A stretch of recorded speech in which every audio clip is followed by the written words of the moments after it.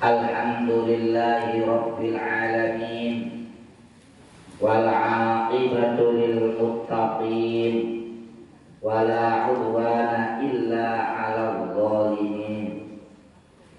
Assalatu wassalamu ala sayyidina Muhammadin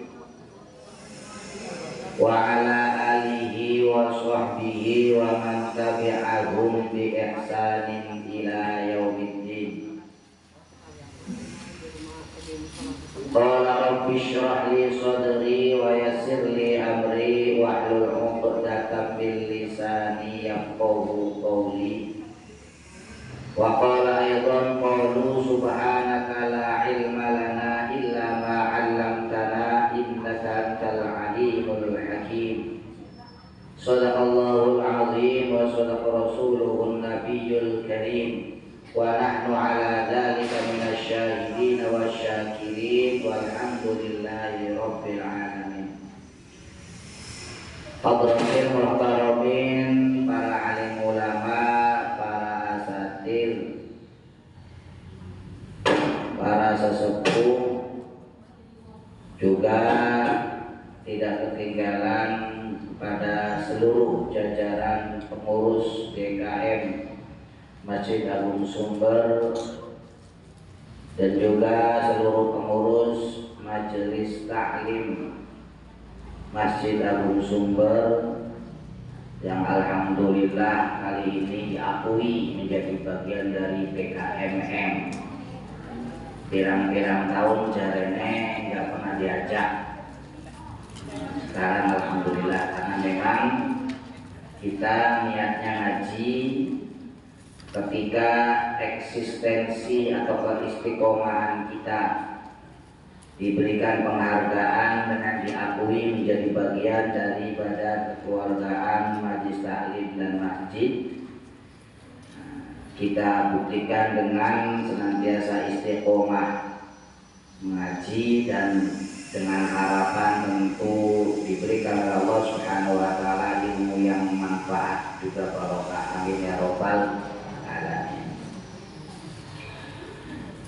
Pertama dan terutama seperti biasa kita panjatkan syukur kepada Allah Subhanahu wa taala di penghujung tahun 2025 dan juga di pertengahan bulan Jumadil Akhir, bahkan sudah hampir akhir, hampir habis. Berarti tidak sampai 3 bulan ke depan atau 2 bulan setengah lagi, insya Allah kita diberikan kesempatan untuk bertemu kembali dengan Ramadan. Amin ya rabbal alamin. Sehingga terus berdoa, tidak harus menunggu nanti Rajab, tapi saat ini pun kita berdoa wa ballighni Ramadan atau wa ballighna Ramadan. Ya Allah, semoga kita disampaikan umurnya bertemu kembali dengan Ramadan. Amin ya rabbal alamin. Shalawat dan salam semoga terlimpah curah kepada junjungan Nabi Muhammad sallallahu alaihi wasallam, pada keluarga, sahabat serta seluruh umat. Ibu-ibu jamaah hadallahu wa iyyakum ajma'in, untuk mempersingkat waktu seperti biasa, mari sebelum kita melaksanakan taklim, kita bersama-sama membaca umur kitab yaitu suratul Fatihah.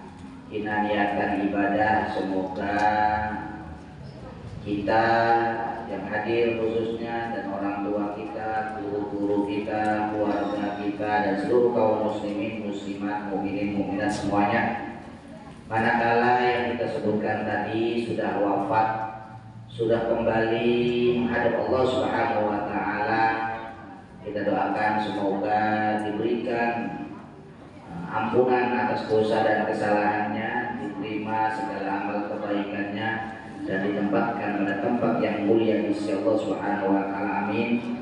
Dan ketika yang kita sebutkan tadi masih hidup, termasuk anak cucu keturunan kita semuanya saja, semoga Allah limpahkan taufik, hidayah, inayah, petunjuk serta hidayahnya kepada kita kita.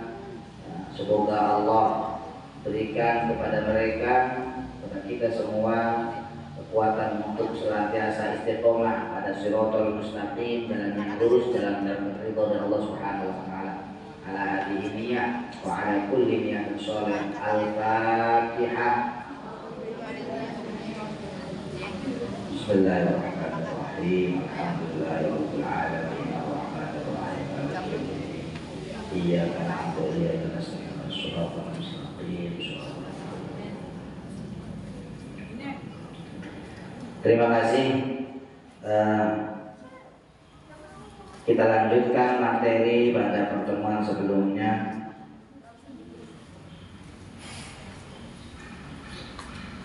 Bismillahirrahmanirrahim.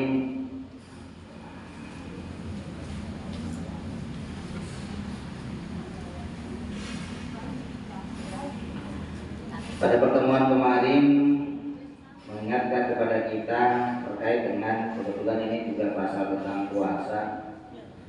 Semoga nanti menjadi bekal ilmu kita ketika melaksanakan ibadah puasa, khususnya di tahun ini. Kalau kemarin sudah dikaitkan dengan rukun puasa, yang secara singkat saja itu niat. Itu menjadi bagian yang sangat penting ketika kita berpuasa. Karena niat ini yang pertama harus dilakukan di malam hari, yang kedua harus dilakukan setiap hari. Setiap hari kita wajib niat puasa. Tetapi kita bisa mengambil pendapat dari Imam Malik, salah satu guru dari Imam Syafi'i. Itu kita diperkenankan niat untuk 1 bulan lamanya. Tetapi itu pun tidak menjadi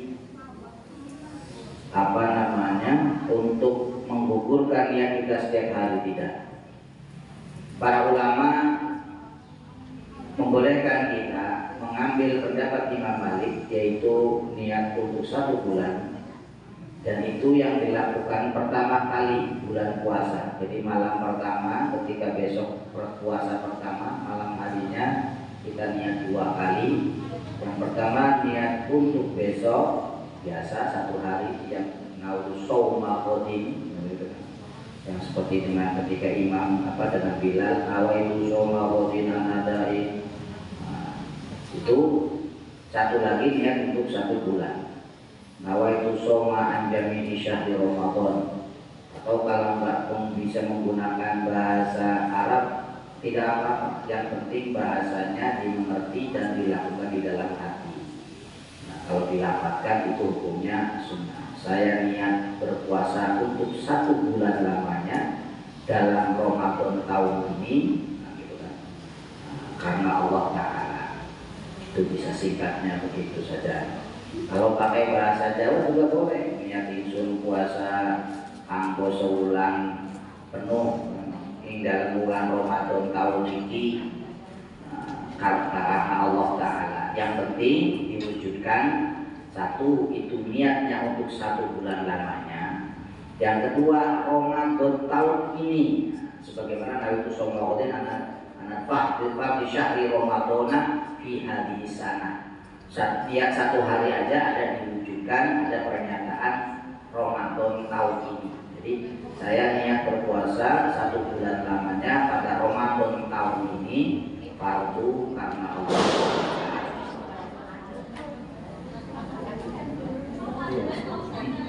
Belajar aja kaget lah.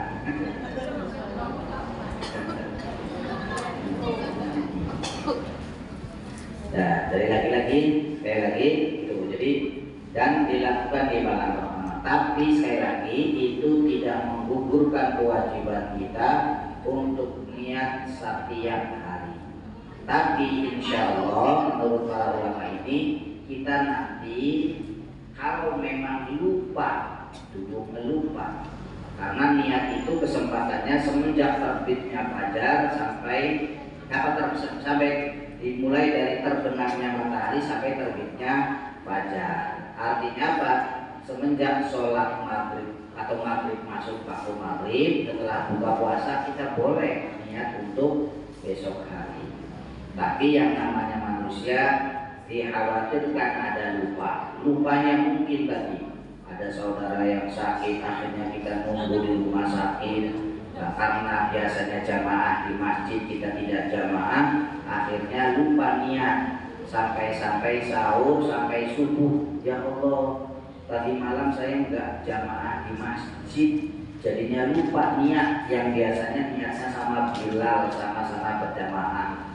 Maka insya Allah tidak perlu mengkodok lagi atau tidak perlu mengkodok lagi puasa yang tidak niat pada malam harinya itu, kalau di awal Ramadan itu sudah niat untuk 1 bulan lamanya.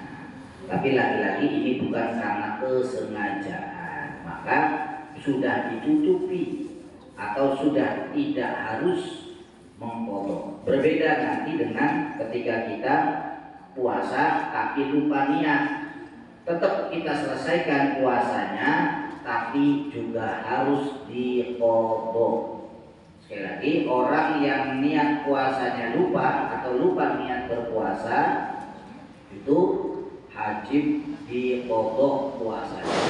Kalau puasanya puasa wajib. Puasa wajib itu apa? Puasa Ramadan, puasa pokok yang motohi Ramadan tadi, dan puasa nadar, itu namanya puasa wajib. Ya, jadi kalau misalnya punya punya hutang istilahnya, maka juga hukumnya adalah wajib, sama ada dengan nadar. Jangan ditanya masalah sunnah, jelas kalau masalah puasa sunnah, namanya puasa sunnah, nggak puasa aja nggak apa-apa. Maka diperkenankan niatnya itu sampai tergelincirnya matahari, yaitu sampai waktu zuhur. Kalau puasa sunnah. Nah itu. Selanjutnya yang kemarin sudah kita bahas adalah ketika seseorang itu terkait dengan yang enggak, pasal ini sudah, yang pasal tentang wajib qada puasa dan untuk orang-orang yang satu, bahkan kalau yang diberikan takzir atau diberikan hukuman lebih itu bagi orang yang berpuasa tetapi di dalamnya dia melaksanakan, atau puasa Ramadan tapi dia melaksanakan hubungan suami istri, maka hukumannya adalah 3 tingkatan. Pertama, memerdekakan budak, kalau tidak puasa puasa 2 bulan berturut-turut, kalau tidak bisa ya memberikan makan. Tetapi ini tidak berarti dianjurkan, dimudahkan, karena pada zaman sekarang orang-orang yang punya kemampuan atau katakanlah orang yang miliarder, jutawan itu, kalau ketentuannya hanya bayar fidyahnya itu hanya memberikan 1 mud saja, itu mudah sekali. Nggak kuat maka hubungan suami istri toh gampang, hukumannya cuma membayar atau memberikan orang miskin 1 mud. Itu sangat mudah sekali. Kalau dimudahkan seperti itu nanti tidak ada efek jerahnya. Maka intinya jangan pernah memudahkan ketika seseorang yang berpuasa, intinya tidak diperkenankan berhubungan suami istri karena hukumannya berat. Kalau yang awal itu tadi sampai harus memerdekakan budak. Kalau istilah harga budak zaman dulu bisa jadi ya miliaran kalau soal dirupiahkan zaman sekarang, itu saking beratnya. Tetapi tidak hanya itu, nanti ketika ada orang yang ada orang yang berpuasa kemudian dia itu harus mengqadha, tetapi tetap harus mempertahankan puasanya. Yang pertama itu orang yang sengaja berbuka puasa di waktu puasa fardu. Ada orang yang lagi berpuasa mungkin saking nggak kuatnya misalnya, atau mungkin dia sengaja berbuka, maka maka dia harus mengqadha. Yang kedua, ada orang yang tadi tarikun niat, orang yang lupa niat atau meninggalkan niat, maka dia tetap harus seperti puasa orang lain. Artinya aja dume-dume, apa dume-dume bahasa Indonesia? Bahasa Indonesia dume-dume kok. Aja dume aja, jangan merasa dia itu sudah nggak berpuasa karena dia tidak lupa niat, kemudian dia enak-enakan makan. Tidak, tetap kewajibannya adalah al-imsak, untuk menjaga. Kalaupun toh membatalkan, sekedar membatalkan, kemudian dia harus tetap seperti orang berpuasa, tapi kemudian dia harus mengganti puasanya. Kenapa? Puasa yang tadi dilakukan itu tidak ada niatnya atau tidak melakukan niat. Jadi sekali lagi, yang seperti ini bukan berarti ngalap ajaran saya karena mentang-mentang tidak berpuasa kemudian makan seenaknya. Tidak, tetap harus al-imsak, harus menjaga. Yang kedua, yang ketiga adalah mantasa harodonan bako al-laili babana khilafu. Yang ketiga adalah orang yang merasa masih dalam keadaan waktu sahur, tapi prasangka dia salah. Artinya apa? Padahal sudah habis waktu sahurnya, tapi dia masih dalam keadaan makan, maka tetap dia harus seperti orang berpuasa menjaga tadi al-imsak tadi, artinya menjaga puasanya, tapi nanti dia harus menggantinya.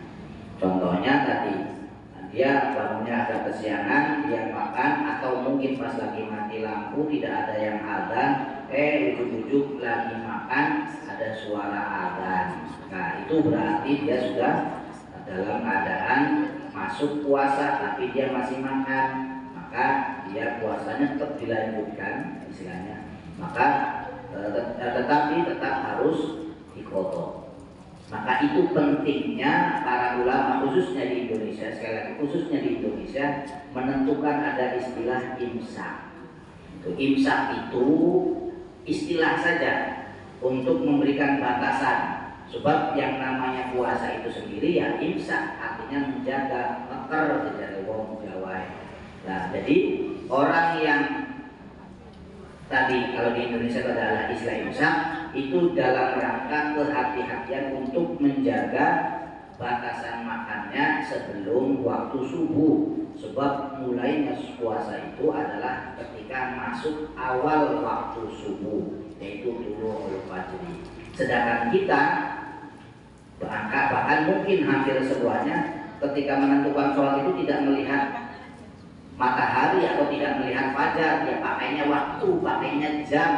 Bahkan yang paling sederhana ya, yang acara-acara adane muadzin, adzan masjid, adzan musola, was adzan masjid musola mati lampu, atau sing adane lagi serak, atau adane lagi larang, kadang-kadang terlambat.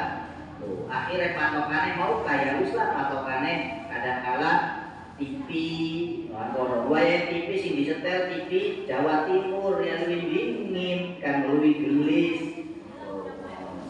Bahkan pengen ya TV minimal, bahkan pengen ya TV TV Sumatera kan lebih lama. Jadi maka patokan itulah yang dihati-hatikan oleh para ulama. Ada istilah imsak yang biasanya umumnya 10 menit sebelum waktu subuh. Nah, waktu imsak itu bukan waktu berpuasa, hanya kehati-hatian, kanggo sikat gigi, kanggo rapi-rapi dan sebagainya. Bahkan kalau bisa ya waktu itu masih waktu sahur ya kanggo wis i'tikaf nih masjid. Jadi itu, jadi nanti jangan diyakini, ini salah kalau meyakini waktu puasa dimulai semenjak waktu imsak. Puasa itu semenjak tulu'ul fajri ila ghurubisy syamsi, semenjak terbitnya fajar sampai terbenamnya matahari. Kapan itu terbitnya fajar? Awal waktu sholat subuh. Bukan waktu sholat subuh, tapi awal waktu sholat subuh. Sehingga kalau sahur itu belum waktu subuh, belum boleh. Sudah imsak, akhirnya sholat subuh nggak boleh karena itu belum waktu subuh. Tapi juga jangan diyakini sebagai awal waktu puasa karena itu belum masuk waktu puasa. Nah, kalau guru-guru saya waktu di pesantren dulu sistemnya kalau apa namanya, kalau imsak itu masih dianyam. Teruslah paling 5 menit, jadi 5 menit awal itu untuk sikat gigi, bahkan kalau yang orang yang masih ngemil masih, tapi kalau sikat gigi terutama, kalau bersih-bersih dan sebagainya. Jadi artinya itu yang harus diyakini. Selanjutnya adalah warabi alaman afdharan wal ghurub fabana khilafuhu. Orang yang salah perkiraan ketika berbuka puasa, yang biasanya dia standarnya buka puasa itu kentong masjid misalnya, ternyata anak bocah kentongan, wah ada nabi maghrib langsung puasa misalnya, langsung buka. Ternyata waya ditiliki lah suara sing radio, suara aparane kan sekiranya jadi akan apa anunya nada deringnya bocah-bocah. Oh ternyata nada deringnya jadi kentong maghrib, barangan ini. Nah itu kalau memang terjadi tetap harus dikodok puasanya. Nah terus selanjutnya waktu soalan anda kalau yang mentulah Sya'ban atau min Ramadan. Nah ini hampir tidak terjadi. Karena apa? Kita ini dalam penentuan Ramadan pemerintah itu pasti ada pengumumannya. Nah berbeda mungkin di negara lain ketika melakukan ibadah sendiri-sendiri bersifat personal. Tapi kalau di Indonesia penentuan awal Ramadan dan akhir Ramadan atau awal Syawal itu pasti menggunakan yang namanya sidang itsbah. Ini tidak akan terjadi. Maksudnya apa? Kalau yang ini adalah orang yang salah, disangkanya masih Sya'ban ternyata sudah Ramadan. Nah, kemudian ini tidak terjadi di kita karena sekali lagi di Indonesia penentuan Ramadan dan Syawal berdasarkan sidang itsbah. Yang keenam, alaman sabaqahu ma'ul mubalaghah min madmadin wastinsyaqin. Yang ini juga harus diperhatikan ini, makanya ketika berpuasa, kalau berpuasa ini biasakan nggak usah melaksanakan ketika wudhu berkumur ataupun isep masukkan air ke hidung. Kalau memang tidak bisa ya nggak apa-apa, dalam 1 bulan itu kita tidak melakukan itu. Khawatirnya kebiasaan kita berkumur ketika sholat zuhur atau sholat asar berkumur atau pengen sembahyang duha terus berkumur, badan kelek bahasa Indonesia keleknya, bahasa Indonesia apa bahasa tertelan saja. Nah enak bahasa Jawa kelek tertelan. Lah itu walaupun tidak sengaja, di sini disebutkan alaman sabaqahu ma'ul mubalaghah, walaupun tidak sengaja karena memang sengaja berkumur tapi tidak sengaja tertelan, tetap saja harus diqodho. Berbeda kalau tidak sengaja makan. Itu mah memang tidak apa-apa, tapi kalau tidak sengaja tertelan, tapi ketika butuhkan kita sengaja berkumurnya. Berkumurnya kan sengaja, tetapi tertelannya tidak sengaja, tetap saja itu harus dipotong. Tidak sengajanya kan bukan tidak sengaja makannya. Kalau itu kan sengaja, kita berkumurnya kan sengaja. Nah, ketika sengaja berkumur, kemudian alama apa disebutkan di sini alaman sabaqahu ma'ul mubalaghah tadi. Walaupun tadi tertelannya tidak sengaja, tetapi kan berkumurnya kan sengaja, tahu kalau yang namanya berkumur ini punya potensi untuk tertelan. Makanya untuk kehati-hatian tidak usah, apalagi hukumnya juga kan sunnah. Kan tidak wajib, tidak bagian dari rukun yang namanya berkumur dan ngisep banyu maring irung atau masukkan air ke hidung. Jadi tidak usah. Jadi untuk itu ketika kita berpuasa kita sudah mendapatkan bahasa pahala yang lebih gede timbangannya mengambil kesunahan hanya berkumur. Kalau niat berkumur ya nanti setelah maghrib atau sebelum subuh tadi kita berkumur. Jangan lah, itu kan makanya ada hadis yang mengatakan baunya mulut orang yang berpuasa itu lebih harum. Itu dikarenakan untuk juga kita tidak perlu kan gitu kan, tidak perlu membersihkan mulut kita dengan tadi berkumur, apalagi kalau sikat gigi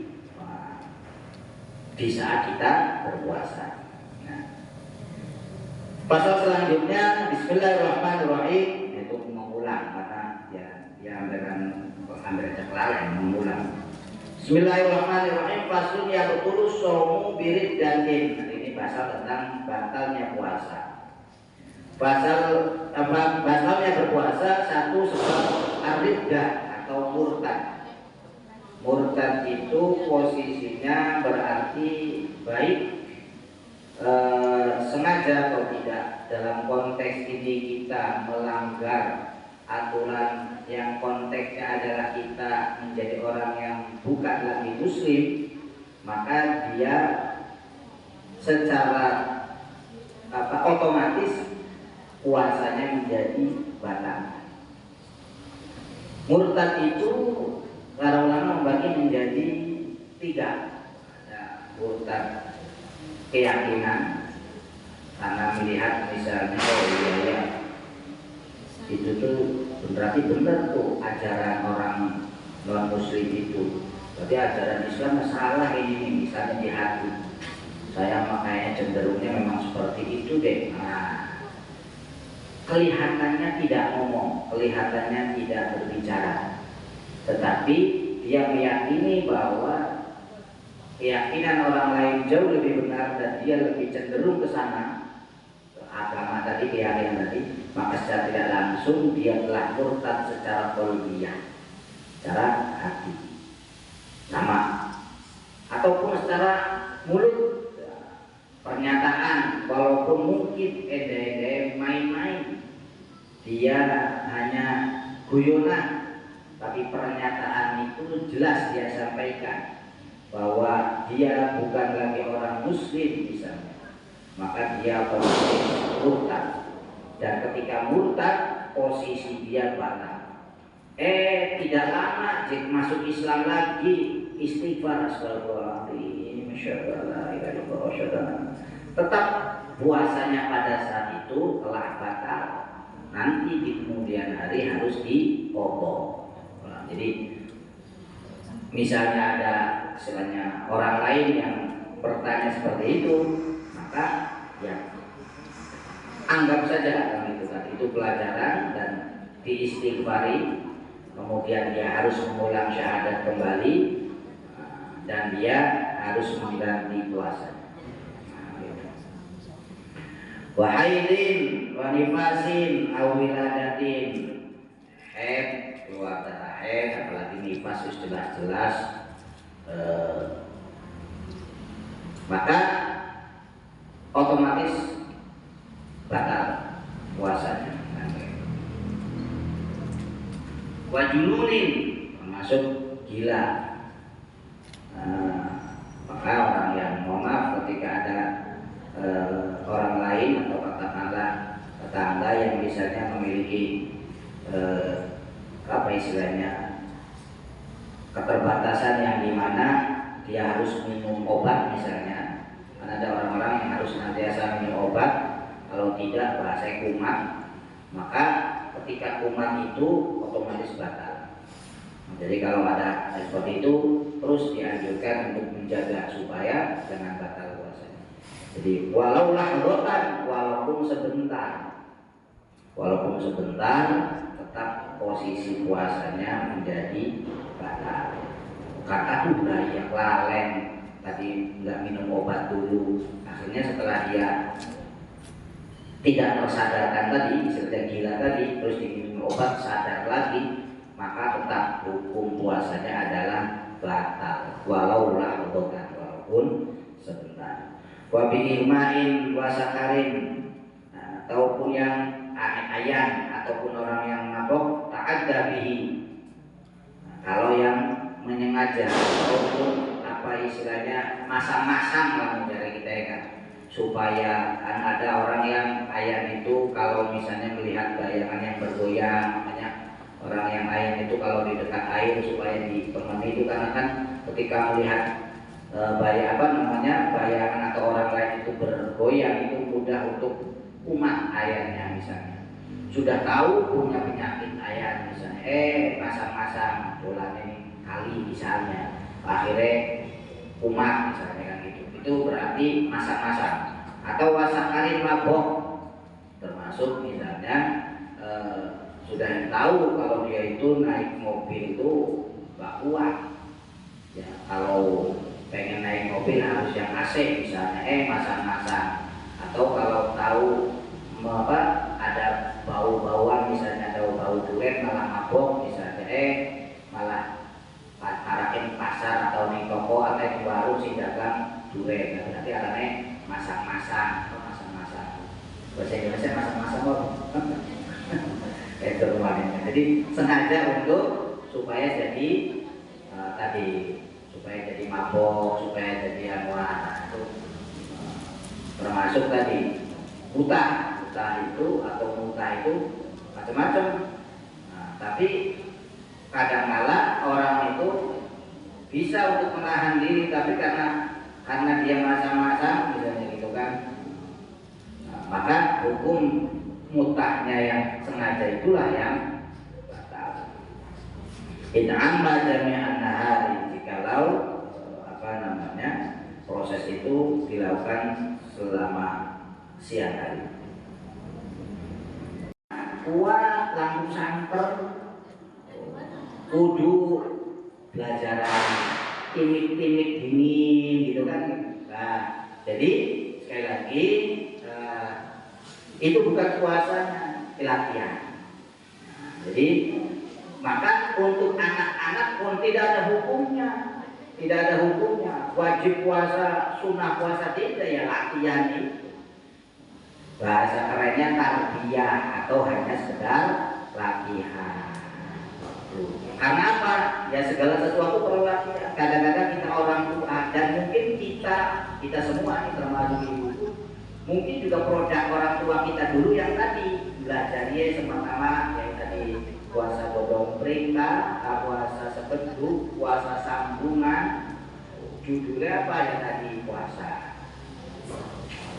Nah, jadi ada yang tidak terkena hukum, yaitu karena orang gila ataupun orang yang belum terkena taklif hukum. Tapi ada yang haram untuk berbuka puasa. Apa itu? Kaman akorokodo Ramadan karena punya hakado kalau waktu anu. Ini bagi orang yang modoi puasa, tapi modoi puasa wis mepet bulan Ramadan. Misal, ada orang yang kemarin puasa tahun kemarin itu ada yang bolong, ada yang belum dikodok. Tapi misalnya dia kodoknya 5 hari. Kemudian sudah bulan Sya'ban itu wis mepet-mepet Ramadan. Wis tekan Sya'ban di tanggal selawe baru kelingan. Ya, saya masih punya hutang 5 hari berpuasa. Saya kodokan, akhirnya puasa. Nah, ketika dia berpuasa tadi, maka dalam tanda kutip haram hukumnya dia membatalkan puasa karena tadi,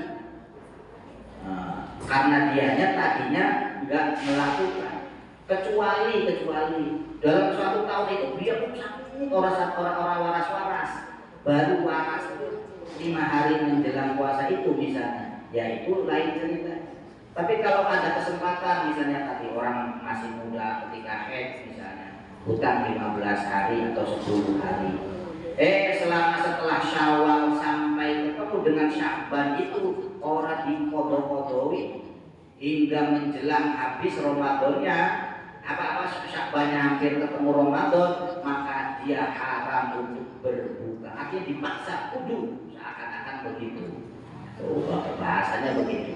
Walaupun pada akhirnya ketika dia itu tidak kuat juga sama sekali karena tadi mungkin ternyata dia ada sesuatu yang mendadak, dia bisa sakit lagi dan sebagainya. Nah, nanti ada kriteria hukum selanjutnya, yaitu dia harus mengkodok berdobel dan dia harus membayar kefarat fidyah tadi. Jadi artinya, jadi harus dia itu menjaga menjaga puasa. Nah, itu terkait dengan berbuka.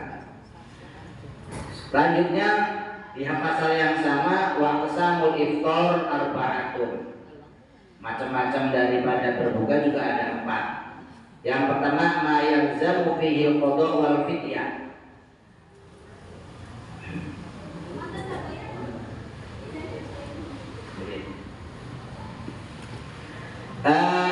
Macam-macam berbuka ada 4. Yang pertama, ketika seseorang itu berbuka wajib qada dan juga wajib membayar fidyah.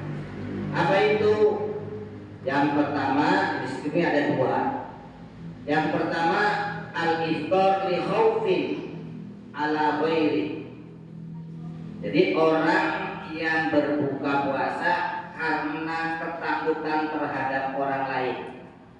Ketakutan terhadap orang lain ini seringkali dicontohkannya hanya ibu-ibu yang lagi hamil dan lagi menyusui. Padahal ini bersifatan umum. Jadi kalau ada ibu-ibu yang berbuka puasanya atau dia itu membatalkan puasanya karena takut akan keselamatan anaknya atau keselamatan si jabang bayinya, maka dia wajib qada dan juga wajib bayar fidyah.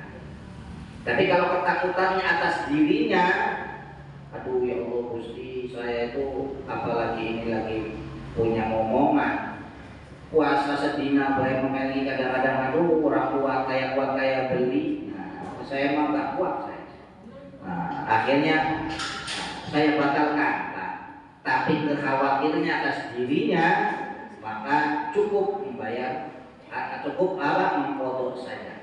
Tapi kalau ketakutannya juga dalam hal ini lebih kepada si jabang bayi atau sesuatu bayi yang dalam kandungan, maka dia itu harus qada dan juga bayar fidyah. Tapi ini tidak hanya berlaku untuk yang hamil dan menyusui saja. Ada di sini disebutkan li khaufin ala ghairi, ketakutan atas orang lain. Contoh, ada musibah kebanjiran atau ada orang yang tenggelam sedangkan dalam posisi bulan Ramadan. Ada orang, aduh kalau saya tidak tolong seseorang itu mati. Tapi kalau nolong saya aja lagi lemes, lagi puasa. Akhirnya apa? Supaya bisa menyelamatkan nyawa orang lain, saya batalkan puasanya. Nah, maka ketika dia menyelamatkan orang lain dalam rangka tadi, menyelamatkan orang lain tadi, maka dia qada dan harus bayar fidyah. Tapi kalau termasuk tadi orang lagi kebakaran, kalau lagi puasa nolong kebakaran bisa jadi lemes lah, batalan baik. Yang kedua, asal al-iftaru ma ta'khiri qada'i ma imkani hatta ya'ti Ramadan akhir. Nah, ini tadi lanjutkan tadi, kalau ada orang yang kemudian di akhir Sya'ban dia masih belum sempat mengqada puasa tahun kemarin, maka dia tahun depan masih tetap harus membayar qadanya atau menyauri utang puasanya plus bayar fidyah.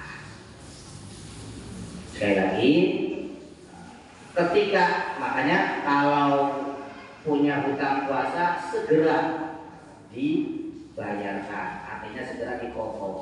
Jangan nunggu nanti biasanya kalau Sya'ban aja atau sekalian dari Rajab Sya'ban sekalian 3 bulan berpuasa. Iya, kalau masih diberikan kesehatan, diberikan kesempatan. Wayai ujung Rajab tekan Sya'ban istilahnya naudzubillah misalnya sakit tadi, yang kemarin puasanya belum sempat diqada, akhirnya masih punya hutang, maka hutang puasa masih tetap ditambah dia harus membayar fidyah. Betul ya. Yang kedua, at-tsaniyah ma yalzamu fihi qada dunal fidyah. Nah, ini yang kedua, hanya cukup qada saja, tidak perlu bayar fidyah. Ya banyak macamnya, yang dulu di sini disebutkan banyak, Seperti tadi orang yang ayan, orang yang sengaja makan, orang yang tadi tertelan air ketika berwudu misalnya kayak gitu. Nah itu dia cukup qadha saja, tidak perlu bayar fidyah. Wa talithuha ma yalzamu fihi fidyah dunal qadha. Yang ketiga, ketika ada orang yang berbuka puasa ini cukup bayar fidyah, atau ada orang yang tidak berpuasa hanya cukup bayar fidyah, tidak perlu mengqadha. Siapa itu? Syekhun kabirun, orang tua yang sangat jompo misalnya. Yang memang orang tua yang sudah tidak mampu untuk dalam bahasa keren linglung. Linglung apa linglung? Ya semua gitulah. Gitu kan. Orang yang pikun, orang tua pikun mah sampun dahar dereng. Dulu padahal wis mangan rong piring misalnya kan gitu kan. Mak puasa nggih. Nah, wis wong jaluk ngomong puasa jaluk sarapan. Berarti wonge linglung. Lah seperti itu tidak perlu dihitung sebagai qadha. Walaupun tapi ya tadi linglung yang kadang sudah permanen kan itu. Orang linglungnya pas puasa baik, pas puasa linglung, baik pas raya kelingan jadi THR karena berarti orang linglung. Nah, jadi orang yang pikun itu maka orang tua yang pikun tadi maka cukup dibayarkan fidyahnya. Yang tidak mungkin dalam tanda kutip untuk kembali normal. Jadi memang permanen. Kan ada mungkin karena gangguan sesuatu, misalnya karena maaf karena kemarin stres setelah ada musibah dia itu stres karena ya bisa jadi kan gitu kan ada orang-orang tuh hartanya hanyut tadi seperti itu masih stres, tapi setelah kembali pulih kembali anuan dia sehat lagi, yaitu lain ceritanya. Nah ini syekhun kabirun di sini maka disebut syekhun orang tua kabirun yang banget, yang besar, artinya yang mau kayak pikun. Wala-wala, wala-wala atau orang yang tidak perlu dibayar fidyahnya, tidak perlu dibayar tidak perlu qadha, ya itu ya al-majnun diantaranya. Orang yang gila itu tidak perlu, atau anak kecil kan itu yang memang belum terkena kewajiban berpuasa. Mungkin itu sementara yang bisa saya sampaikan. Sebelum saya lanjutkan, maka kalau ada pertanyaan sekali lagi ya bisa dijawab ya, insya Allah saya jawab. Kalau nggak bisa ya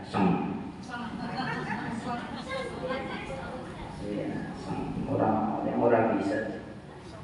Mangga pertanyaan apapun lah, mangga.